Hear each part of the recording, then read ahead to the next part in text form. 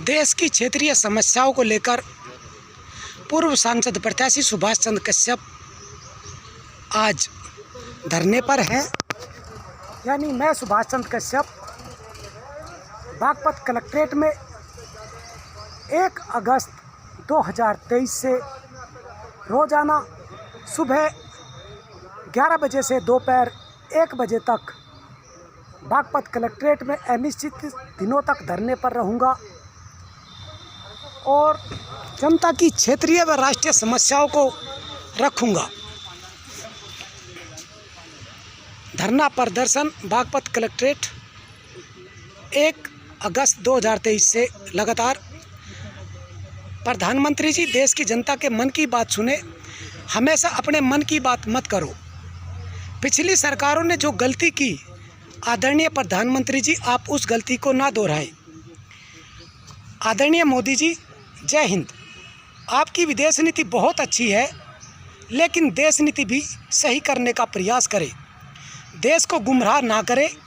देश के सभी लोग अपने हैं, विपक्ष भी भारतीय ही है। देश को देश रहने दो। आदरणीय मोदी जी, मणिपुर में 30 मई 2023 से लगातार जातीय दंगे भड़के हुए हैं। केंद्र में भी सरकार भाजपा की है, यानी आपकी है, और मणिपुर राज्य में भी सरकार आपकी है, यानी भाजपा की ही है। उसके बावजूद लगभग 80-90 दिनों से लगातार अपने देश के एक राज्य के लोग मणिपुर में आपस में लड़ कट रहे, मर रहे हैं, और आप कब तक उन लोगों को मरते हुए छोड़ोगे? दिल्ली 2000 के दंगे हम सब ने देखे हैं, जब 4 दिन तक दिल्ली जलती रही, लेकिन आपने 4 दिन तक दिल्ली में ही फोर्स नहीं भेजी, जिसमें एक इंटेलिजेंस का ऑफिसर भी शहीद हुआ था। अगर मणिपुर की बात करूं, तो मणिपुर में ऐसी गंदी वीडियो आ रही है।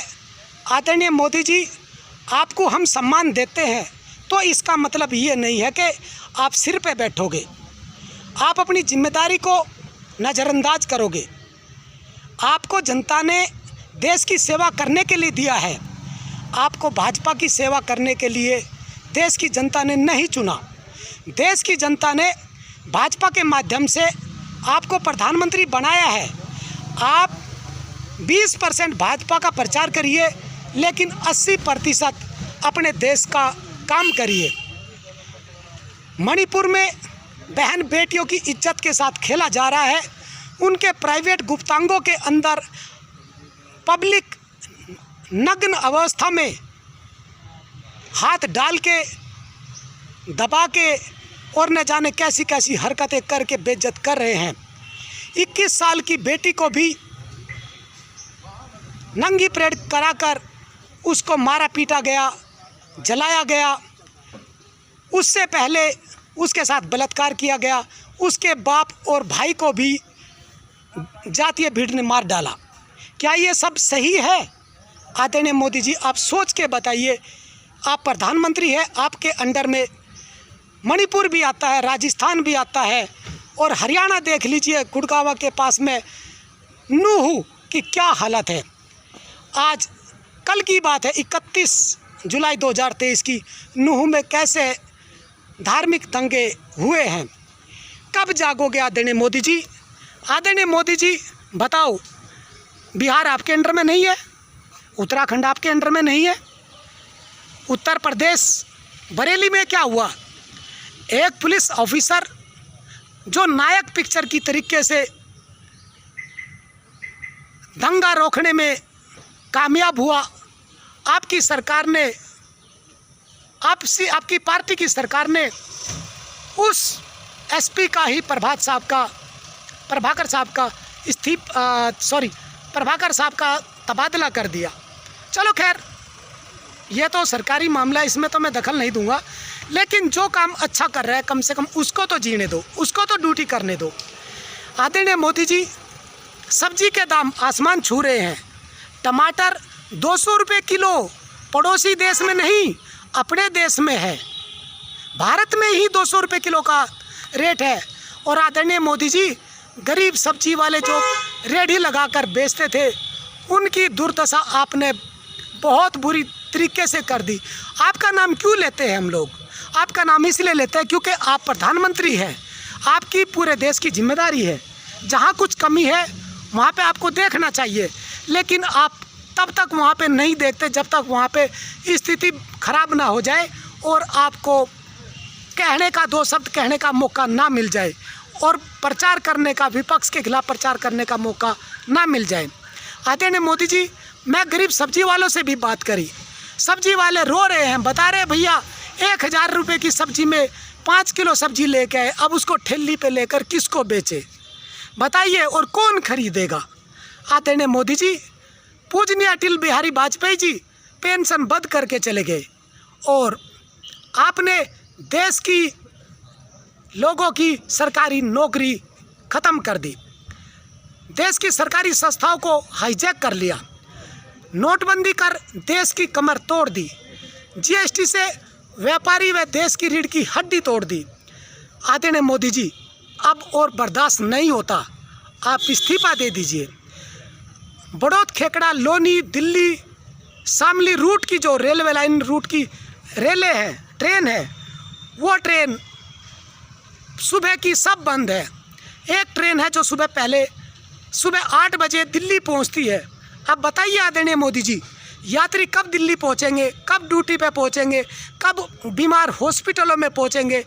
इन ट्रेनों की ना चलने की वजह से लोग कार, बस इनमें धक्के खाते हैं और जहां 50 रुपये में काम चल जाता है वहां पे 500 रुपये किराए कार के दे के जाते हैं। आदरणीय मोदी जी, 3 ट्रेन जरूर चलाए। मैं ट्रेन चलाने का आग्रह आपसे क्यों कर रहा हूँ?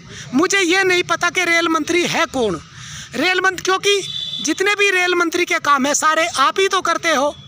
कहीं पे भी रेल चलानी हो, हरी झंडी दिखानी हो, आप ही तो दिखाते हो। इसलिए रेल विभाग भी मुझे लगता है आपके पास है, इसलिए रेल विभाग का भी निवेदन आपसे ही करता हूँ। जो 3 ट्रेनें चलाना शामली, खेकड़ा, लोनी, दिल्ली रूट पर ज़रूरी है, जो दिल्ली सुबह 5 बजे, 6 बजे, 7 बजे ज़रूर पहुँचे, जिससे कि लोग अपने काम पे, अपनी ड्यूटी पे दैनिक यात्री समय से पहुँच सके और कम खर्च में काम हो सके।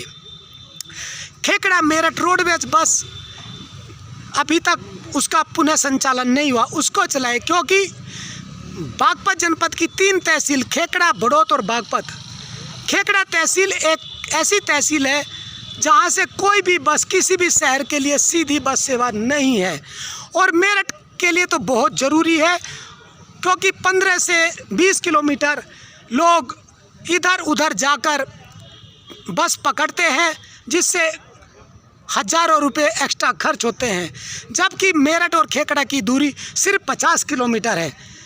मेरठ और खेकड़ा रोडवेज बस का पुनः संचालन कराने की कृपा करें।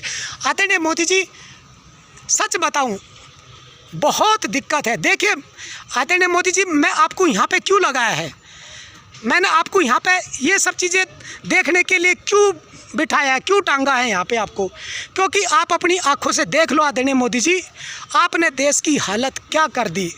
देश के लोगों को यही नहीं पता कि आज हम किधर जाए। आप विपक्ष को बोलते हो आदरणीय मोदी जी कि देश का विपक्ष दिशाहीन है, लेकिन आदरणीय मोदी जी, मैं सच्चाई बात बताऊं आपको, आपसे ज़्यादा दिशाहीन इस देश के अंदर कोई नहीं है, और आप दिशाहीन हैं, देश के सर्वे सर्वा हैं, आप देश के प्रधानमंत्री हैं, आपने पूरे देश को ही दिशाहीन करके रखा हुआ है। आदरणीय मोदी जी, समझिए, आप देश के लोगों को मन की बात सुनाते हैं। मैं कहता हूँ आदरणीय मोदी जी, आप उसमें मन की बात मत सुनाइए, आप देश के लोगों की मन की बात सुनिए, देश के लोगों की मन की बात सुनिए। आदरणीय मोदी जी, आपसे मैं हाथ जोड़ के निवेदन करता हूँ, आप यहाँ पे टंगे टंगे क्या देख रहे, मेरा मतलब आप इस पेड़ पर बैठे बैठे ये सब देख रहे हो। आदरणीय मोदी जी, लोग इतने नाराज़ है, इतने गुस्से में है, लोगों का बस नहीं चल रहा, क्योंकि डर लगता है कि आप तानाशाही पे उतरे हुए हो और अगर कोई आपके खिलाफ धरना प्रदर्शन करे या करने की कोशिश करे तो आप उसके घर के, परिवार के रास्ते, रोजगार के रास्ते रोक देते हो, उनके परिवारों को तंग करवाते हो। अब और इससे ज़्यादा मैं क्या कहूँ, ये मेरा कहना नहीं है, ये लोगों का कहना है। आदरणीय मोदी जी, देख लो, आपके धरने के लिए, आपको दिखाने के लिए लोग क्या जतन कर रहे हैं, लेकिन आप देश के लोगों की बात, मन की बात नहीं सुनते। सिर्फ अपने मन की बात चा करके टीवी पे बोल के, रेडियो पे बोल के चले जाते हो, लेकिन ये सब चीज़ें देश के लोग नहीं है। आदरणीय मोदी जी, मैं आपसे वास्तव में हाथ जोड़ के निवेदन करता हूँ, आप अपने मन की बात देश के लोगों को मत सुनाइए, देश के लोगों पर अपने मन की बात मत थोपिए, देश के लोगों की मन की बात सुनिए। और देश के लोगों की मन की बात ये है कि आदरणीय मोदी जी, बस बहुत हो चुका, आप इस्तीफा दे दीजिए, आप इस्तीफा दे दीजिए, आप इस्तीफा दे दीजिए। देश की बहन बेटियां बेइज्जत हो रही है और इससे ज़्यादा हम और बर्दाश्त नहीं कर सकते मोदी जी, और नहीं कर सकते। 2024 के लिए माहौल मत बनाइए, माहौल मत बनाइए। कहीं हिंदू मुस्लिम, कहीं जातीय दंगा, कहीं भाजपा और कांग्रेस, कहीं विदेशी, कहीं देसी, कहीं पाकिस्तान से आई सीमा को प्रचारित करना, कहीं उसके जवाब में अंजू को भेजना या तो उसके जाने का गम मनाना। आप ये क्या कर रहे हो देश के प्रधानमंत्री जी? आप देश में ये कैसी परमिशन दे रहे हो? मैं तो आपसे यही निवेदन करता हूँ आदरणीय मोदी जी, देश के लोगों की आवाज़ सुनिए, आप सुनिए देश के लोगों की आवाज़ और इस्तीफा दीजिए। इससे कम और कुछ भी नहीं है। वरना 2024 में अगर आप जीतते हैं कोई बात नहीं, 2029 में भी जीतते हैं तब भी कोई बात नहीं, 2034 में भी जीतते हो तब भी कोई बात नहीं, 2039 में भी जीतते हो तब भी कोई बात नहीं। मैं ये कह रहा हूँ कि जब तक आप 7 जन्म लेंगे तब भी आप जीतते हो। किसी दिन तो आप हारोगे, जिस दिन हारोगे उस दिन पता चलेगा।